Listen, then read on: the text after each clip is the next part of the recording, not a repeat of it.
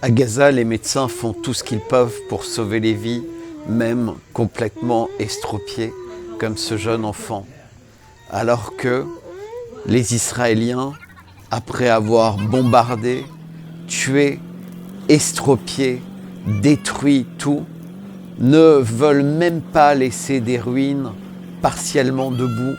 Ils veulent tout mettre KO, y compris dans les villages de réfugiés qui sont censés être des lieux sûrs pour les centaines de milliers de Palestiniens qui y ont été déplacés. Pourtant, au cours des derniers jours, ces camps de réfugiés ont été bombardés et les tentes en plastique ont brûlé sur les personnes qui y étaient abritées. Plus de 50 morts, dont des femmes et des enfants, mais également des employés d'organisations humanitaires. Lindsey Graham est déjà tristement connu. Il est très abusif dans ses déclarations. Là, il évoque pourquoi Israël ne ferait pas comme les États-Unis avec Hiroshima et Nagasaki pour se défendre et en finir directement avec les ennemis et ainsi pouvoir survivre paisiblement sur leur territoire.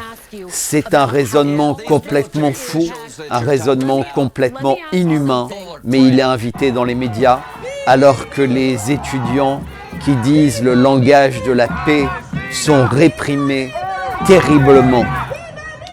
Le porte-parole du ministère chinois des Affaires étrangères s'exprime au sujet de la difficulté pour la Palestine, malgré la volonté de l'immense majorité des membres des Nations Unies, de devenir un pays.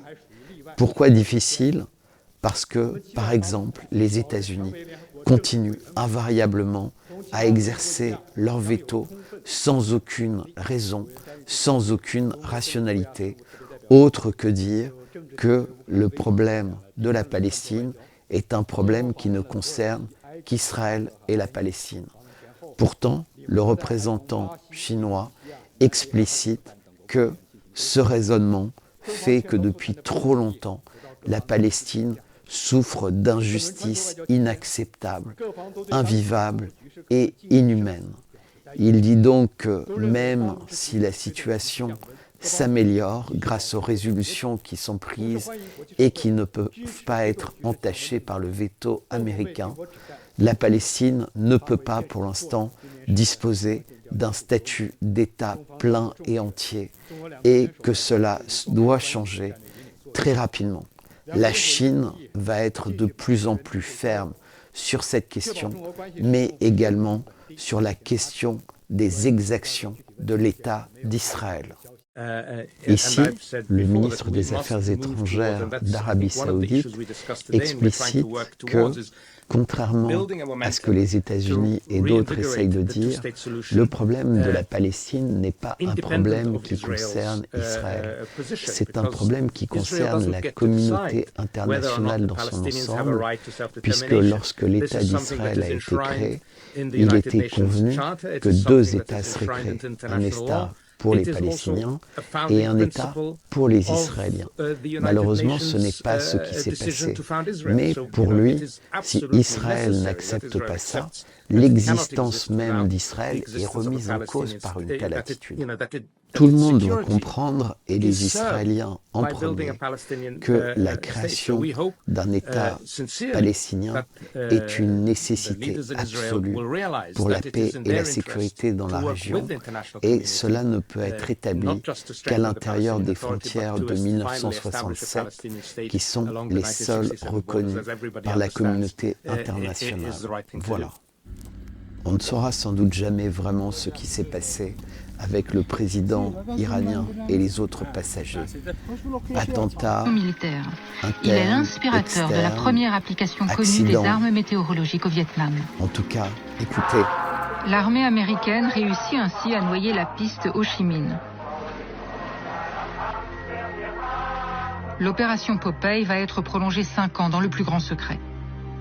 un article du New York Times dévoile l'intervention des faiseurs de pluie au Vietnam.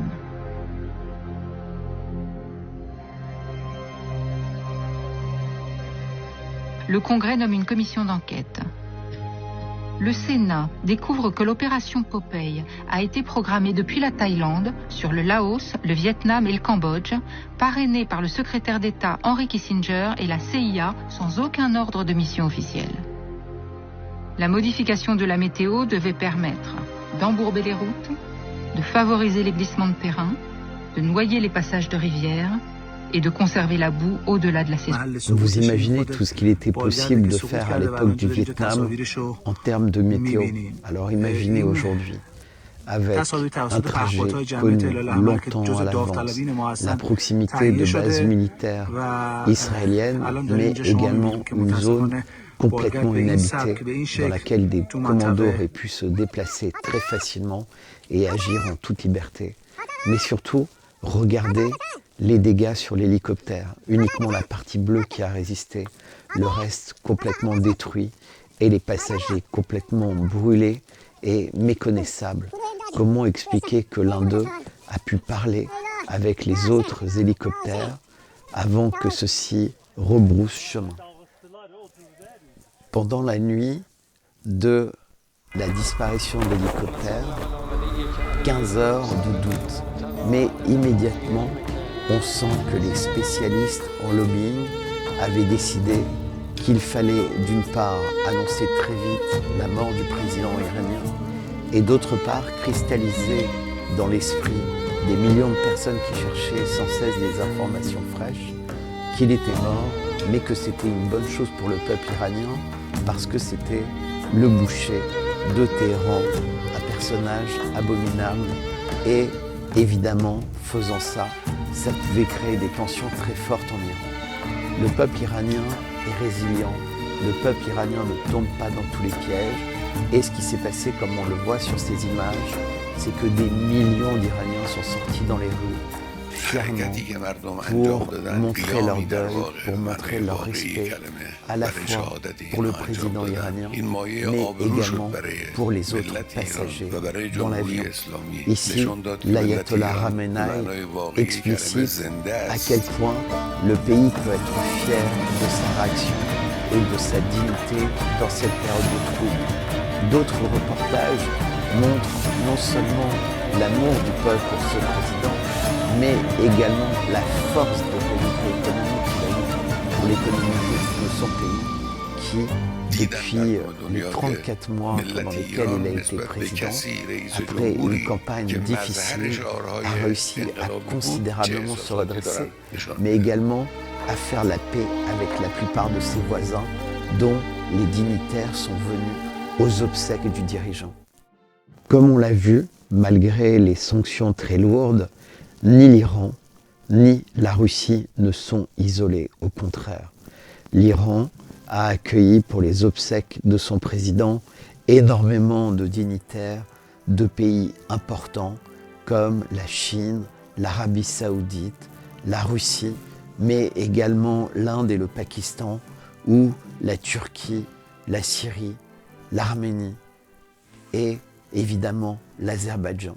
Ici, des images pour montrer que Poutine non plus n'est pas du tout isolé. Au contraire, il est acquis à la cause d'une part des anciens pays de l'URSS qui sont restés très proches, ici l'Ouzbékistan, mais aussi avec des pays comme ceux d'Afrique ou la Chine, le Venezuela et bien d'autres qui ont envie, avec la Russie, de créer un monde multipolaire dans lequel chaque peuple est respecté pour son intégrité et sa capacité à choisir lui-même le destin qui est le sien, avec sa monnaie, avec ses matières premières et avec ses perspectives et son rythme Эта птица propre. способна Quand on parle видеть de la картинку на Russie, дальние en дистанции, ce moment, дальние on est расстояния. obligé de Уникален s'intéresser тем, что у него au front вертикальный взлет, ukrainien, à вертикальная son armée посадка. et Дальность aux nouveaux до 40 équipements dont километров. dispose cette armée. Может J'ai fait une использоваться как для sélection de разведки, quelques extraits Как pour montrer ретранслятор, à quelle преимущество vitesse в том, что les можно выбрать любую industriels точку, russes ont подъехать, développé вертикально de nouveaux взлететь, types независимо d'armes, от comme ветра и ici от всего des grands остального. drones à Не надо décollage запускать с vertical катапульта qui peuvent и также être приземляется utilisés без парашюта pour в ту точку, которую мы l'espionnage, покажем. pour la transmission d'informations pour l'artillerie, mais également pour éventuellement des opérations militaires plus impactantes comme celle de l'envoi de petits obus ou grenades sur des cibles qui auraient été identifiées de façon précise. Quoi qu'il en soit, ce sont des outils de renseignement qui sont efficaces, faciles à mettre en œuvre et manifestement très peu coûteux.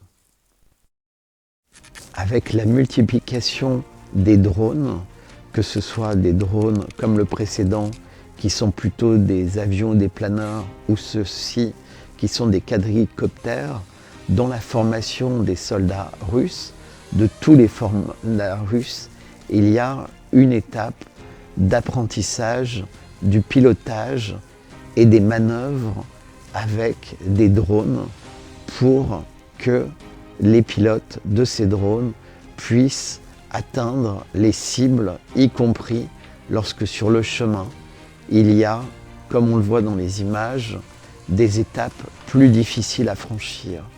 En tout cas, on sait que maintenant, les guerres contemporaines utiliseront de plus en plus cet outil qu'est le drone, y compris avec de l'intelligence artificielle. En France, on parle très souvent des canons César en expliquant à quel point ce sont des outils qui permettent de changer la règle du jeu sur le terrain. Mais comme on peut l'observer, les Russes disposent d'armes beaucoup plus efficaces que tout type de canon César, que ce soit pour leur puissance ou leur portée. Pour conclure cette brève introduction avec les images importantes des derniers jours, voici quelques images qui vous montrent la beauté incroyable de la ville de Saint-Pétersbourg alors que l'été approche et que les jardins explosent de couleurs avec toutes les fleurs qui ne demandent qu'à égayer la ville et son architecture flamboyante qui montre à quel point la civilisation russe est importante, voire essentielle. Mais c'est vrai pendant la journée, c'est également vrai le soir avec toutes ces lumières incroyables qui redessinent complètement la ville, l'ambiance qui règne et la possibilité de moments paisibles. J'espère que vite la Russie se rouvrira à nous. Ce soir avec Karl Brochu, on a fait véritablement un entretien coup de poing dans lequel défilent des thèmes aussi violents, aussi durs que la pédophilie, LGBT+, les soirées chemsex, l'avortement, l'entre-soi, le communautarisme, le poids des minorités. Mais évidemment, on parle aussi de ce qui s'est passé en Iran, on parle de ce qui va se passer peut-être en Iran, on parle de Gaza, on parle d'Israël, on parle de la Palestine et de la nécessité d'un État palestinien, on parle du front en Ukraine, on parle des psychopathes qui sont à la tête de bien trop d'États en Occident, des psychopathes ou des fantômes. Bref, beaucoup de sujets. Je pense que vous allez passer un excellent moment à regarder cette vidéo.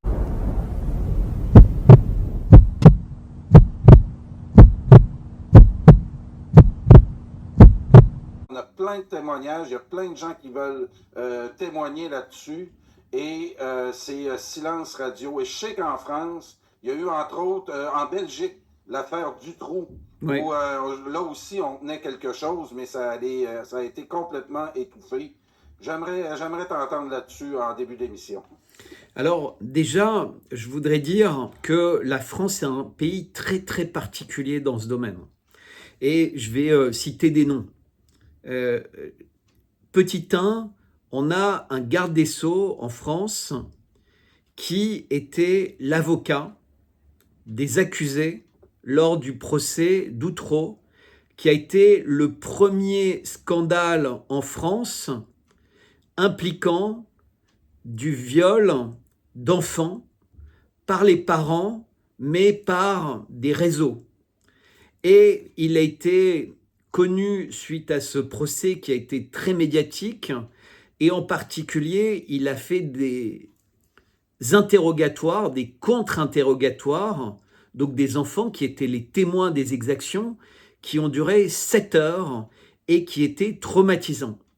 Alors, il faut savoir que les conclusions du procès ont été hallucinantes, puisque finalement, les parents n'ont pas été condamnés, mais les enfants, il a été considéré qu'ils n'avaient pas menti. Donc, tu comprends un peu, quelque part, le doute a profité aux parents. Donc, je ne sais pas par quel cauchemar ou malversation intellectuelle, on a quelqu'un qui a réussi à faire innocenter dans une affaire comme ça, où les experts médicaux, si tu veux, ont pu constater sur les enfants le traumatisme physique lié à des viols répétés. Et juste en parler, si tu veux, ça me donne des frissons, parce que c'est horrible. Et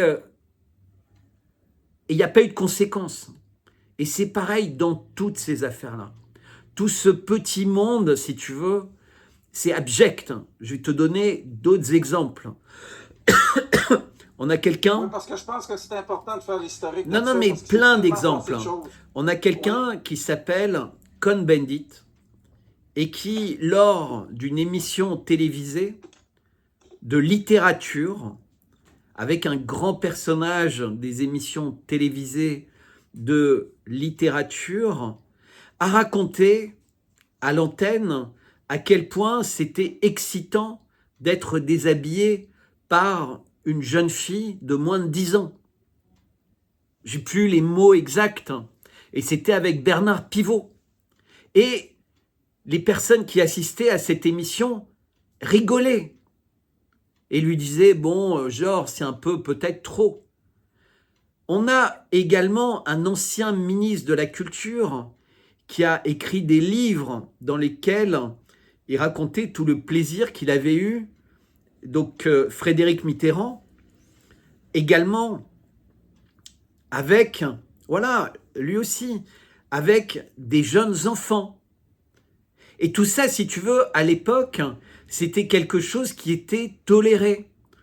Les gens considéraient que c'était une forme de modernité, de libération sexuelle, et tu avais ce monde de la gauche caviar qui a été dénoncé dans des livres d'enfants qui ont été traumatisés, qui voyaient leurs parents dans des grandes villas, des gens qui étaient censés être des personnes socialistes, de gauche, et ils étaient tous à poil et ils demandaient aux enfants de 8 ans, 10 ans, 12 ans également d'être nus et de se promener nus, et tout ce petit monde couché, et ils étaient très excités à l'idée de demander aux jeunes filles si ça les excitait de regarder les parents faire ça, ou de regarder si les garçons...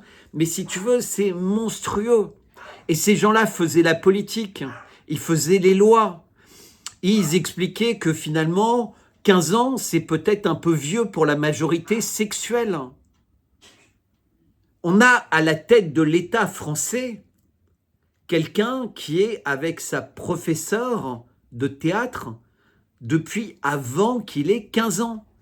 Et ça, c'est pas moi qui le dis, ça a été démontré dans un livre d'une journaliste du Nouvel Observateur qui parle du couple 14 ans, 39 ans. C'est-à-dire que la professeure qui a commencé à avoir une relation avec celui qui allait devenir le président de la République française était la mère d'enfants qui étaient dans des classes supérieures. Il n'y a eu aucun scandale, il n'y a eu aucune enquête judiciaire. Au contraire, elle a eu une promotion, c'est-à-dire qu'elle a atterri dans une école de plus haut niveau où elle s'est occupée des enfants de la personne qui allait devenir un des meilleurs amis du couple, puisqu'elle s'est occupée de l'éducation des enfants de Bernard Arnault, le patron de LVMH. Et tout ça, si tu veux, c'est normal c'est une forme de normalité. Et j'évoquais Frédéric Mitterrand tout à l'heure. Et pourquoi j'évoquais son nom? Quand il est mort, personne n'a osé, entre guillemets, dans les médias, dans le monde politique français, parler des zones d'ombre de ce personnage extrêmement corrosif. Le président français, dans l'heure, a fait un tweet très long pour dire à quel point il était exceptionnel, le président français. Eh bien, quand il y a eu les attentats de Crocus ou quand il y a eu la mort du président iranien, rien de tout ça. Au contraire, là, on avait le droit de déverser tous les plus grands mensonges contre expliquer que c'était Daesh pour l'attentat, alors qu'il s'avère que c'est pas du tout Daesh, ou expliquer que le président iranien méritait pas du tout le moindre hommage ou quoi que ce soit, parce qu'après tout, c'était un boucher, c'était un tyran, et d'ailleurs, le peuple était très heureux. Et on en parlera peut-être plus tard dans cette émission. Il y a eu des millions de personnes qui ont défilé dans tout le pays en hommage à ce président qui, en 34 mois, en moins de 3 ans, a permis à l'Iran de se redresser, d'organiser la paix avec tous ses voisins. Mais la France d'aujourd'hui, elle est à rebours de l'histoire. Elle est à rebours d'avoir des bonnes relations avec la Russie.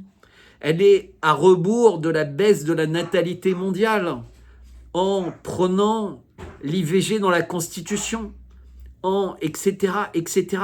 Et tout à l'heure, tu montrais des photos de Jack Lang. Jack Lang, évidemment, est également un personnage extrêmement corrosif. Il a été de multiples fois dénoncé pour sa vie sexuelle dépravée. Mais comme il était un ministre de la Culture, un homme puissant avec des gros budgets, aujourd'hui, il a le plus de 80 années et la loi a été changée pour lui permettre de garder la présidence de l'Institut du monde arabe, dans lequel sa femme a également des missions, dans lequel son environnement gagne des gros budgets. C'est-à-dire que cette personne, on a changé la loi pour qu'il puisse ne pas la respecter. C'est-à-dire qu'on est vraiment dans une république de copains et de coquins. Donc ces gens-là connaissent des secrets et ils abusent de tout. Et ici au Québec, nous aussi, Bertrand, on a notre filière pédophile.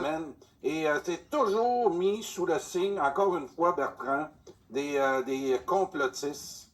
Parce que c'est dur à croire, c'est dur de comprendre qu'il y a des gens qui exercent des fonctions dans l'État, autant au Québec, en France, qui sont complices de ça. Et nos journalistes aussi, encore une fois, qui ferment les yeux là, de toutes sortes de faits. On ne parle pas là, de rumeurs, c'est des faits. Puis pourtant, ça ne semble jamais aboutir. Jamais. Alors, peut-être, tu sais, moi, ce que j'aime montrer, c'est que beaucoup de choses, souvent, sont connectées. C'est-à-dire que si on regarde uniquement cet aspect de la violence faite aux enfants, la pédophilie organisée, entre guillemets, qui touche évidemment tous les milieux, mais qui est principalement consommée, entre guillemets, par des gens d'un certain niveau de pouvoir. Mais on a vu avec l'affaire Puff Daddy, on a vu avec l'affaire Epstein, on a vu avec toutes ces affaires qu'en réalité, ça dépasse complètement la sphère uniquement de la partie sexuelle. C'est-à-dire que là, maintenant, on a la GPA. Et la GPA, donc c'est la gestation pour autrui. C'est-à-dire que la mère, elle va uniquement porter un enfant avec un ovule qui n'est pas le sien et avec évidemment du spermatozoïde qui n'est pas le sien. Donc elle va uniquement être une mère porteuse. Et bien maintenant, les enfants sont garantis. C'est-à-dire que si après tel nombre d'années, les parents qui ont acheté cet enfant par GPA ne sont pas contents, ils peuvent obtenir le remplacement. C'est pas une blague, c'est des offres qui sont faites aux États-Unis. Et donc t'imagines toutes les dérives que tu peux avoir dans ce domaine, puisque ces choses-là, elles peuvent être faites avec des jeunes enfants. Donc on parlait de la majorité pour considérer que c'est un crime à 15 ans. Dans d'autres pays, c'est 12 ans, dans d'autres pays, c'est 18 ans, etc. Mais il y a des actes qui sont faits sur des bébés, véritablement. Et souvent dans d'autres pays où, effectivement, il y a une marchandisation de la vie. Mais il y a autre chose qui est beaucoup plus inquiétante, c'est tout ce qui est, et tu sais, on essaye avec la médecine de faire de la reprogrammation du corps humain. On en a parlé, c'était les vaccins, tout ce qui a eu lieu sur le Covid, etc. Mais il y a également un énorme intérêt en ce qui concerne les cellules souches, les organes. Et on a découvert, au fur et à mesure d'enquêtes, et les Russes ont mis ça sur la table, évidemment, quand ils ont avancé dans leurs enquêtes en Ukraine, sur véritablement des trafics d'organes humains, incluant des organes de bébés. Et donc, cerveau, cœur, foie, etc., pour avoir les cellules souches. Mais c'est épouvantable. C'est-à-dire que, en fait, il y a véritablement une commercialisation de la vie pour des plaisirs abjects, mais aussi pour des désirs d'éternité. Et souvent, c'est lié. Et donc, c'est pire qu'un pacte avec le diable, puisque, en fait, c'est véritablement des plaisirs diaboliques, des envies diaboliques. C'est-à-dire tous ces gens qui vont dans des cliniques, ils savent très bien que c'est pas uniquement des cellules souches de cordon ombilical avec lesquelles on fait des produits qui permettent à des milliers ou des dizaines de milliers de personnes de rajeunir ou de pas vieillir. On a des gens qui sont censés, prenons le cas de Klaus Schwab, si tu mets son visage à l'écran, Klaus Schwab, il est censé avoir plus de 80 années ou 77 ans. Je ne sais plus son âge exact, mais il a l'air beaucoup plus jeune. Comment ces gens font pour avoir leur vie en permanence dans une cure de jouvence? Mais ça ne s'arrête pas là. C'est-à-dire que tu as dans certains pays également des fermes à organes. Alors, on sait, on parle tous de l'Inde où les gens vendent, tu vois, un rein ou quelque chose. Alors évidemment, cette photo, il est très sombre, mais tu vois, il n'a pas tellement de rides, il n'a pas tellement... tu te dis, mais comment ils font, quoi? Est-ce que... c'est quoi le secret de ces gens-là? Pourquoi ils ont une telle vitalité? Ils peuvent parcourir le monde en avion, faire des dizaines d'heures de conférences, etc. C'est quoi leur potion magique? Pourquoi est-ce que quelqu'un de normal, à un certain âge, si tu veux, il est dans un état qui correspond à son âge, et d'autres, on a l'impression qu'ils recommencent une nouvelle vie régulièrement? Comment expliquer, si tu veux, que quelqu'un comme Joe Biden, qui régulièrement, on voit quand même des signes de faiblesse, aussi bien mentale que physique, réussit ponctuellement à donner le change? C'est quoi les produits qu'il a? Si on se rappelle de la campagne électorale d'Hillary Clinton, je pense que beaucoup de personnes pensaient qu'elle était, entre guillemets, au bout de sa vie. Qu'est-ce qui fait que 20 ans après, elle a l'air en parfaite santé? Quels sont tous les secrets, entre guillemets? Et c'est pas être complotiste, j'ai aucune idée. Est-ce que c'est des meilleures vitamines que les autres? Est-ce qu'ils mangent un miel reconstituant de très très bonne qualité? Je parle de miel en connaissance de cause. Ou est-ce que c'est d'autres choses plus indicibles? Comment des personnes qui attendent un rein mais qui sont très riches, d'un seul coup, se font sortir des listes pour les reins? Où est-ce qu'ils ont trouvé le rein? Qui les a opérés secrètement? Comment est-ce qu'ils sont devenus, lors d'un voyage fait... le monde, il est sombre. C'est-à-dire que la vérité, elle n'est pas dite. On nous ment sur des sujets qui sont véritablement importants. Tu veux, la légende des vampires dont a parlé Vladimir Poutine en évoquant la fin du bal des vampires, l'idée, c'est que les vampires, lorsqu'ils sucent le sang de leurs victimes après leur avoir fait très peur, puisque le principe du vampire, c'est de faire très peur, extrêmement peur. Et s'il peut sucer le sang d'une fille vierge ou d'un jeune enfant, en fait, il a cette garantie de vie éternelle, puisque c'est le principe même des vampires. Et donc là, on va parler d'un sujet qui va beaucoup plaire aux personnes qui nous regardent, c'est Petit 1. Il y a eu pas mal de livres qui ont été écrits sur les vampires, mais le plus connu, il a été écrit par un écrivain du nom de Bram Stoker. Et en fait, cet écrivain, si vous allez sur sa page Wikipédia, en fait, il s'appelle Abraham Stoker. Et donc, il vivait en Angleterre, mais il était d'une famille qui venait d'Allemagne, et avant de venir d'Allemagne, elle venait d'Ukraine. Et donc, il est lié, en fait, aux Khazars.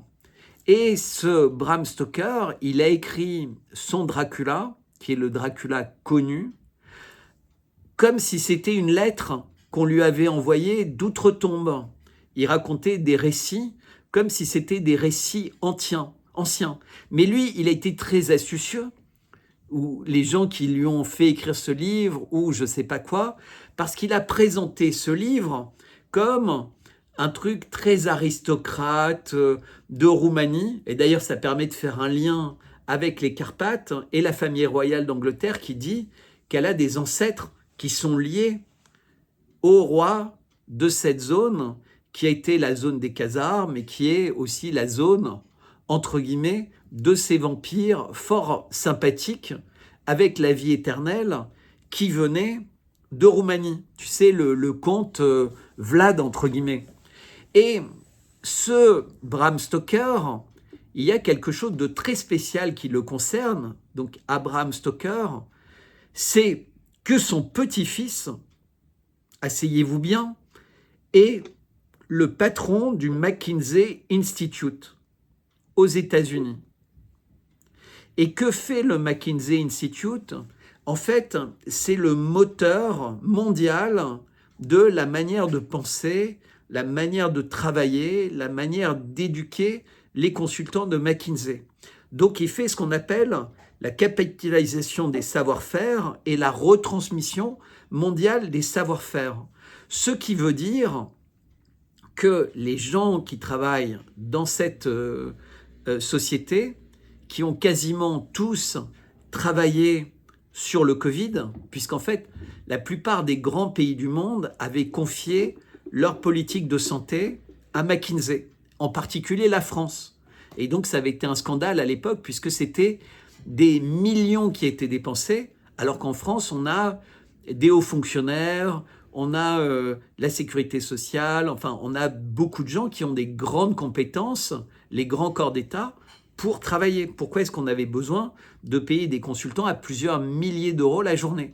Et surtout que le scandale, c'était que ces consultants, on avait l'impression qu'ils ne s'embêtaient pas à faire des tableaux et des statistiques pour la France, puisque dans tous les pays du monde, au même moment, c'était la même politique de communication, la même stratégie, les mêmes tableaux, les mêmes éléments de langage, les mêmes discours. Et donc, tu as un lien entre l'écrivain, Bram Stoker, et McKinsey, et les Khazars, et donc Poutine qui dit c'est la fin des vampires, du bal des vampires.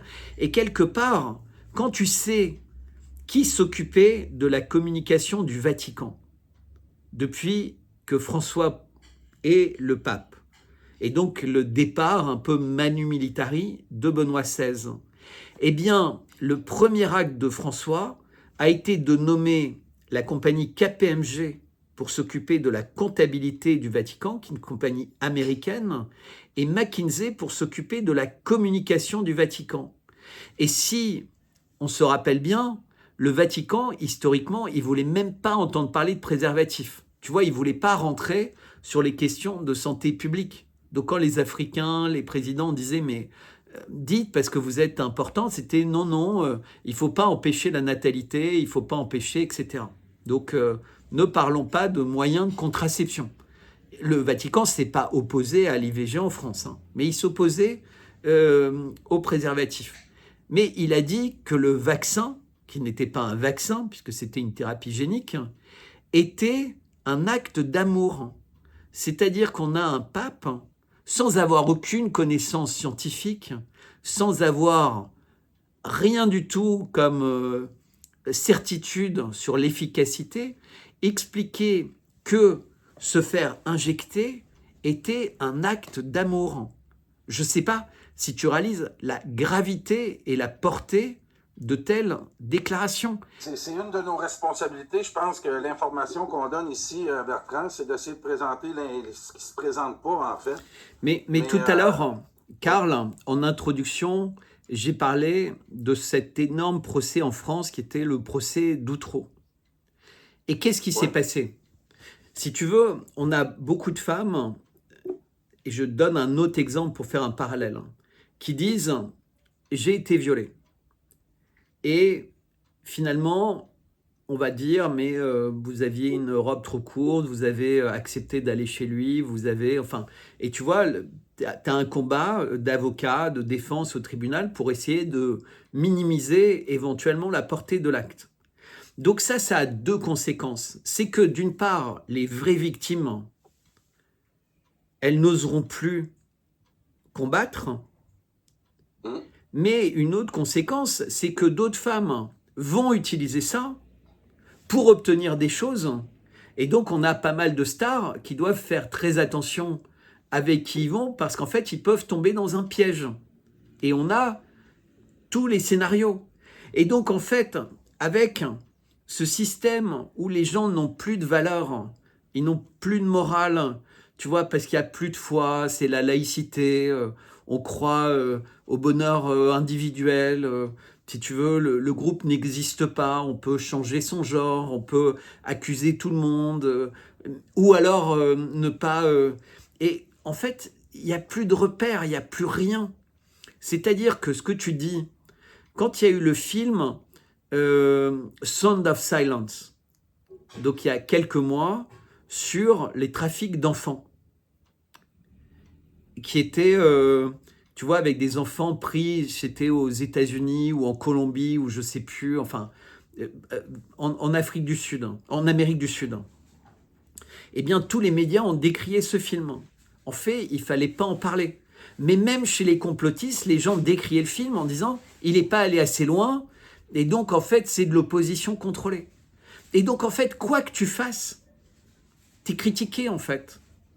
Que tu dénonces un crime, tu vois, les gens qui vont dire « non, mais vous en savez rien, vous connaissez pas les faits, vous parlez de ce que vous connaissez pas ». C'est un peu le couple Macron, en fait. Non, non, mais c'est des complotistes, c'est plus compliqué que ça, c'est un couple merveilleux, c'est magnifique, il n'y a pas de trouble. Et puis t'écoutes le psychiatre qui dit, tu sais, il y a eu un psychiatre qui a fait beaucoup de vidéos d'analyse pour parler du caractère que peut avoir un futur président. Il l'avait fait avant l'élection en disant, quelqu'un qui a vécu ça, il ne peut être devenu, s'il a survécu, qu'un psychopathe dangereux, pour résumer. Et donc, tu avais deux extrêmes, en fait. Des gens qui disaient dans les médias, c'est le plus beau couple du monde, et quelqu'un qui était un professionnel de la déstructuration humaine quand tu vis ces choses, qui dit si cette personne est encore avec lui, après tant d'années, si ils sont ensemble après avoir vécu tout ce qu'ils ont vécu, ça ne peut être qu'un fou dangereux qui va véritablement détruire tout ce qui va toucher, parce qu'il ne peut que détester le monde dans lequel il vit, puisqu'il n'a aucune valeur humaine. Tu ne peux pas avoir des valeurs humaines si tu vis ça. Ce n'est pas dans l'ordre des choses. Cette espèce une espèce de mensonge permanent. En plus, il y a beaucoup de gens qui disent qu'en réalité, il n'est pas attiré par les femmes. Il y a d'autres personnes qui disent c'est quelqu'un qui est bizarre. Il y a d'autres personnes... Et puis on voit dans ces... si tu veux, il y a des photos de lui au contact en Afrique ou à La Réunion, dès qu'il... En fait, comme s'il était un fauve qui avait envie de consommer les personnes, tu vois, les hommes qui sont torse nu à ses côtés. Et en fait, il y a beaucoup... C'est très troublant, en fait. Mais tous ces sujets-là, on ne peut pas les aborder. C'est comme si c'était interdit. on a un gouvernement français dont le Premier ministre, lors de son discours de politique générale devant l'Assemblée, annonce triomphalement, même pas ses diplômes ou ceci ou cela, à la limite, ou ses expériences professionnelles qui font qu'à un âge aussi jeune, il peut dire « Soyez rassurés, j'ai vraiment les compétences pour redresser la France dans la situation dramatique dans laquelle elle est, avec des émeutes, des crises, l'obligation de changer la date des retraites tout le temps, l'inflation, etc., etc. » Non, il dit qu'il est gay. Il dit, mais vous imaginez, on est dans un pays génial. Parce que dans notre pays, on peut être Premier ministre, très jeune et gay, sans avoir fait aucune étude et sans avoir jamais rien fait de sa vie, d'autre qu'être pistonné de cabinet en cabinet, et que je suis par ailleurs l'ancien pacsé du nouveau ministre des Affaires étrangères. Et je suis peut-être le compagnon du porte-parole du gouvernement. Et je suis le chouchou de... Non mais on aurait raconté ça à n'importe qui il y a 30 ans, à part à Mitterrand qui doit se frotter les mains en disant « Putain, je les ai bien eus avec mes SOS Racisme, Jack Lang, etc. Ils ont bien fait le job. Ils ont vraiment tout pourri. » Et ça, c'est sûr. Tout a été bien pourri. Mais les cerveaux ont été lavés, les chaînes de télé ont été données à des milliardaires qui sont complètement dépendants des gouvernements en place. Pareil pour les grands journaux.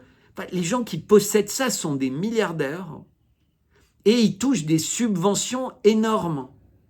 Et nous qui essayons de faire un job d'information, on touche rien du tout et on nous pourrit la vie. Non mais c'est le monde à l'envers. Alors là, il vient d'y avoir presque une bonne surprise. La Cour constitutionnelle française vient de dire que on avait quand même le droit de continuer à parler en ligne de choses qui ne correspondaient pas au vocabulaire officiel du gouvernement.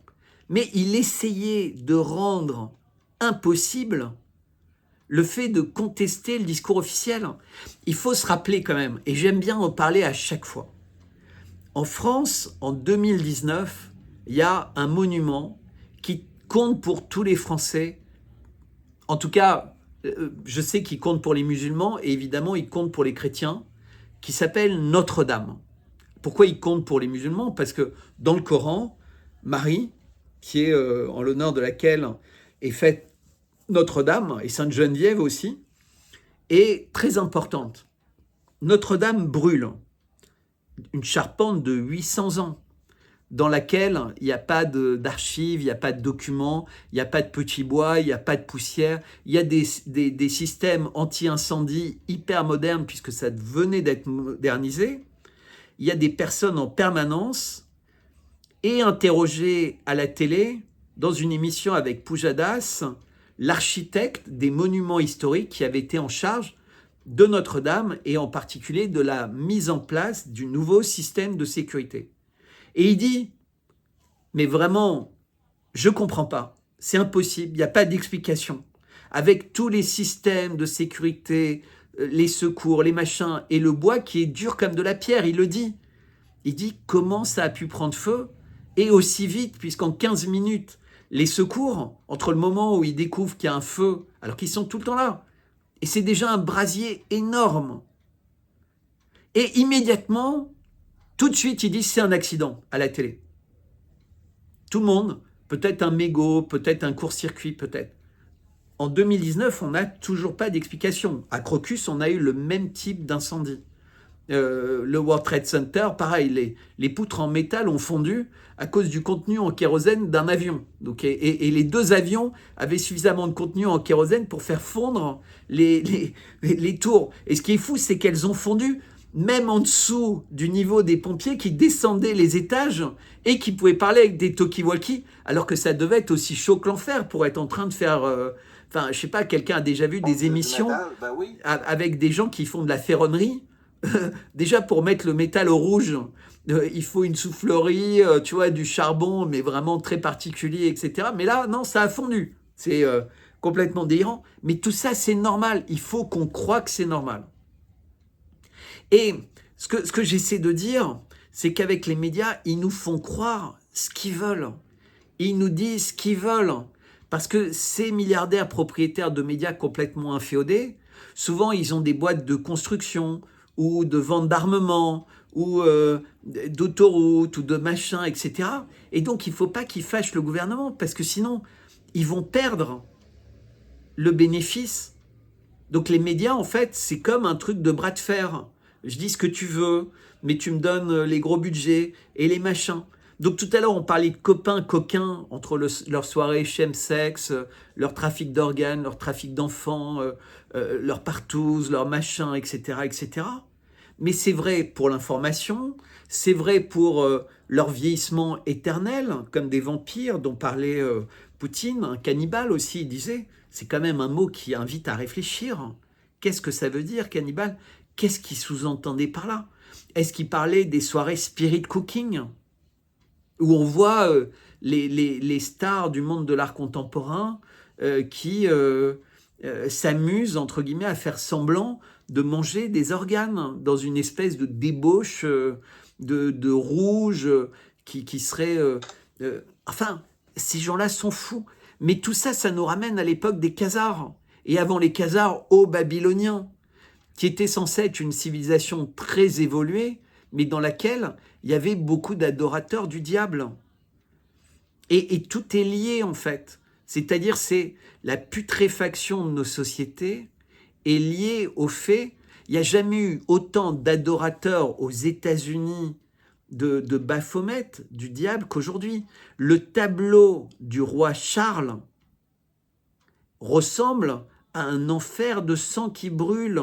Il est tout rouge. Et non seulement le tableau est comme ça, mais quand tu décomposes le tableau, tu vois apparaître de façon extrêmement claire un portrait encore plus reconnaissable du diable que le portrait du prince Charles, qui bizarrement a des mains qui sont dans la même position que la Joconde. Et grâce à cette position des mains, ça permet d'avoir les cornes parfaitement symétriques quand tu fais la décomposition du tableau. Ces gens-là sont des malades. Et c'est ça que Poutine appelle le bal des vampires. C'est que ces gens n'ont plus aucune retenue. Ils n'ont plus aucune honte. Rien ne leur fait peur. Ils ont un sentiment de toute puissance. Dans quel pays tu peux avoir quelqu'un qui conduit une voiture sous l'effet de drogue, peut-être sous l'effet d'alcool, qui fait un accident, que des blessés graves, une mère enceinte, le bébé meurt, mais à l'accouchement, tu vois, par césarienne, etc. Mais est-ce qu'il a été déclaré vivant, pas vivant, enfin bref. Délit de fuite. Il y a des gens qui vont nettoyer l'appartement avant que la police puisse faire la perquisition. Les policiers voulaient aller tout de suite, mais on leur demande d'y aller le lendemain. Enfin, si tu veux, c'est un scandale d'État en soi. Si tu veux, il y a tellement de faits. Et là, on apprend que son procès va être pour blessure involontaire. Donc, ok, il y aura son nom, Bertrand, palmade, c'est ça. Et tu te dis, mais c'est juste incroyable. Ah oui, je l'ai ici. Je vais te le mettre à l'écran parce que nous, au Québec, on en a plein. Oui. Ça aussi. J'ai mis, là, pendant que tu parlais, la photo du policier Duchesneau qui a fait un rapport sur le financement des partis politiques et ils l'ont tabletté pour 80 ans. On ne pourra pas savoir c'est quoi comme conclusion il est arrivé sur le financement des partis politiques au Québec, où juste avant de le publier, ils en ont sorti que quelques brides. Et entre autres, il y a une phrase qui a été prise du rapport où il disait que 75% du financement des partis politiques au Canada, au Québec, au niveau municipal, était frauduleux. Nous, ils ont essayé de nous faire croire, Bertrand, dans les années 70, ça a été la première loi du Parti québécois